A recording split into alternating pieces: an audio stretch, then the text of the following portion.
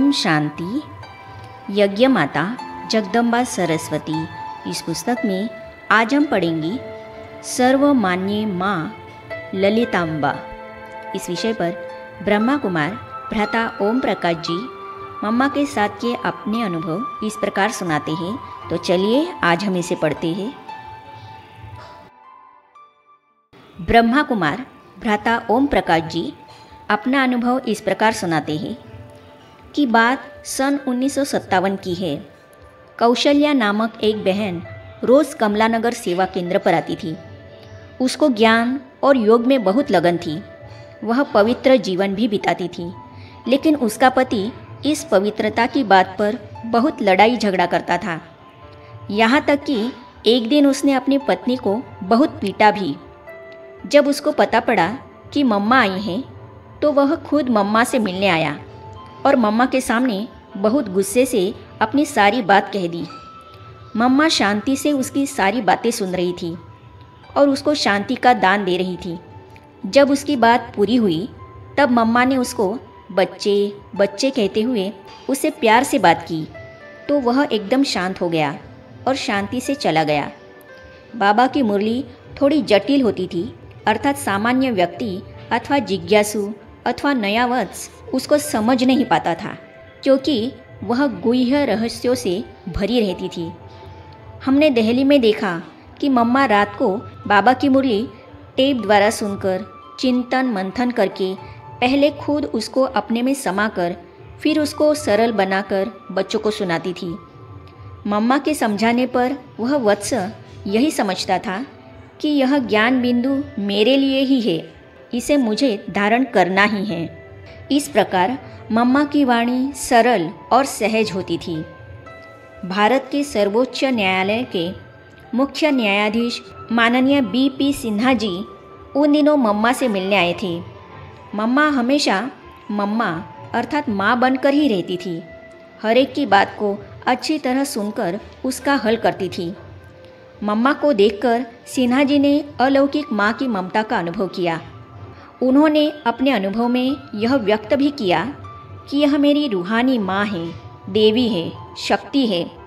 उसने मम्मा के सामने कोई वाद विवाद नहीं किया, बहुत प्यार से मिला और मम्मा की बातें सुनकर आनंदित भी होता रहा। मम्मा से कोई भी बाहर वाले मिलते थे तो उनसे बहुत अच्छा प्रभाव लेकर जाते थे। मम्मा को देखकर किसी को कोई बात की शंका, भ्रम आदि पैदा होते ही नहीं थे। हर एक उनको देख अपनेपन तथा रूहानी प्रेम का अनुभव करते थे। मम्मा का अपना स्व पुरुषार्थ बहुत था।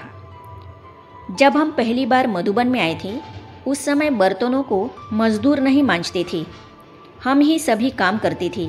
उस समय मम्मा ने हम सबको बिठाकर पापड़ बेलना भी सिखाया।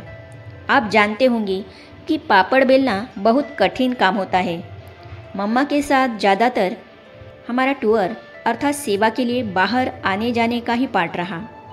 दिल्ली में तो कार से जहाँ जाना होता था वहाँ मम्मा चली जाती थी और हम अपने साइकिल से वहाँ पहुँच जाते थे। मम्मा आश्चर्य खाती थी कि तुम अभी अभी वहाँ थे, अभी यहाँ पहुँच गए। इस प्रकार हम शुरू से ही मम्मा के बहुत नज़दीक रहे हुए हैं। जब मैं मम्मा के साथ सेवा में जाता था तो उस समय मेरी विशेष सेवा होती थी क्लास में टेप सुनाना। मैं बाबा की मुरली सबको सुनाता था। खाली टेप आबू भेजता था और मुरली की टेप सुनाता था। उस समय मम्मा भी मुरली सुनाती थी। हमने मम्मा के व्यक्तिगत जीवन को आबू में ही देखा है और टूर में भी देखा है। मम्मा का स्व पुरुषार्थ बहुत था। मैंने मम्मा में हमेशा यह देखा कि वे ज़्यादा लौकिकता अर्थात बाह्यमुक्ता में नहीं गई। इधर उधर की बातें अर्थात ज्ञान, योग, धारणा, पुरुषार्थ के अलावा और कोई बात हमने कभी मम्मा के मुख से सुनी ही नहीं। पहले यह सिस्टम अर्थात पद्धति थी कि जो भी बात करेगा वह उस दिन की मुरली की पॉइंट से शुरू करेगा और अंत भी मुरली की पॉइंट से ही करेगा। बाबा या मम्मा किसी को भी पत्र लिखते थे तो भी उस पत्र के आरंभ और अंत में उस दिन की ज्ञान मुरली की पॉइंट्स अथवा धारणा की पॉइंट्स अथवा योग की पॉइंट्स लिखते थे। मधुर मुस्कान वाली देवी सुहासिनी। मम्मा सेंटर पर भी बाबा की मुरली सुनाने से पहले 10 मिनट उस मुरली का सार सुनाती थी। उससे बाबा की मुरली समझने में सबको बहुत सहज होता था। जब भी मम्मा क्लास कराती थी, चाहे 1 घंटे या 2 घंटे, उस समय इतनी शांति होती थी कि सुई भी गिर जाए तो उसकी आवाज़ सुनाई पड़े। क्लास के बीच में कोई उठकर बाहर चला जाए, यह असंभव था। मम्मा में बहुत मिठास था। उनके बोल भी बहुत मधुर और धीमी आवाज़ के होते थे। जितनी ज़रूरत है उतना ही बोलती थी। मैं समझता हूँ कि एक शब्द भी ज़्यादा नहीं। मम्मा में यह भी विशेषता थी कि वे कभी किसी को समय देकर नहीं मिलती थी। जो बच्चे जब भी चाहे, किसी भी हालत में चाहे, उनसे मिल सकते थे। मम्मा का वो व्यवहार अथवा पाठ कहे असाधारण था। हमने देखा कि अन्य सब बहुत हंसते थे, बहलते थे, रमणीकता में आते थे, लेकिन मम्मा कभी नहीं। मम्मा भी हंसती थी, परंतु किसी को पता ही नहीं पड़ता था। शब्द रहित हंसी होती थी। वह मधुर मुस्कान होती थी। ज्ञान, ध्यान, योग के सिवाय और किसी में आसक्ति नहीं होती थी। अन्य लोग बाबा के साथ खेलना, रास करना आदि करते थे, लेकिन मम्मा नहीं। इसका अर्थ यह नहीं कि मम्मा हर बात से किनारा करके अलग रहती थी। नहीं, मम्मा सब कार्यक्रम जैसे पिकनिक, घूमना फिरना, खेल पाल आदि में जाती थी, परंतु अपने पुरुषार्थ में मगन रहती थी। ये सब क्रियाकलाप साक्षी होकर देखती थी। इस प्रकार मम्मा का स्व पुरुषार्थ बहुत तीव्र था। मम्मा ने कभी अपना पुरुषार्थ ढीला नहीं छोड़ा। दिव्य लोक दिखाकर दिव्य बनाने वाली कमल नयनी। मम्मा के देखने का ढंग ही विचित्र था। जैसे बाबा हमें देखते हैं और उनको देखते ही हम सब कुछ भूलकर एक अतीन्द्रिय अनुभव में चले जाते हैं, उसी प्रकार मम्मा की दृष्टि, मम्मा का चेहरा इतना रूहानी होता था कि सामने वाला अपने को इस दुनिया से निराला अनुभव करता था। मम्मा हो या बाबा हो, दोनों में कोई भी हमें योग कराते थे तो हम यहाँ नहीं रहते थे, कहीं दूर चले जाते थे, अनुभव में खो जाते थे। उस समय हमें प्रैक्टिकल अनुभव होता था कि हम परमधाम में हैं। 4-5 घंटे तक भी हम सब और मम्मा बाबा एक ही मुद्रा में बैठे योगस्थ रहते थे।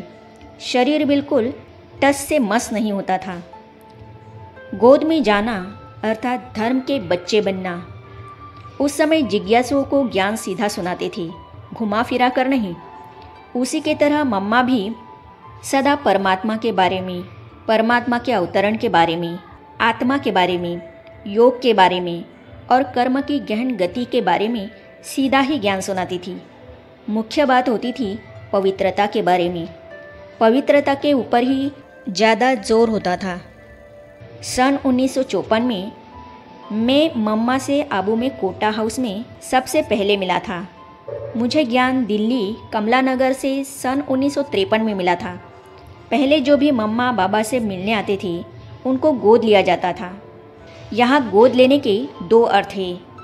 एक उसको बच्चे मानकर गोद लेना अर्थात एडॉप्शन, दूसरा उस बच्चे का माँ बाप बन उनको अपनी गोद में शरण देना।